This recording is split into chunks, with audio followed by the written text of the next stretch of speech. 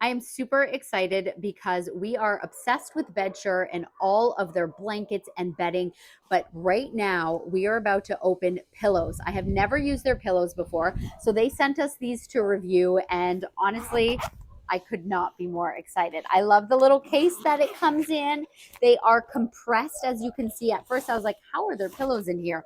But all of their packaging is like this. They come compressed, they're nice and neat. So we're gonna go ahead and open these up. The cool thing about their pillows is you can actually choose if you want them to be soft, medium, or firm. And I actually think they even have like a medium firm. Look at these, they're already starting to expand.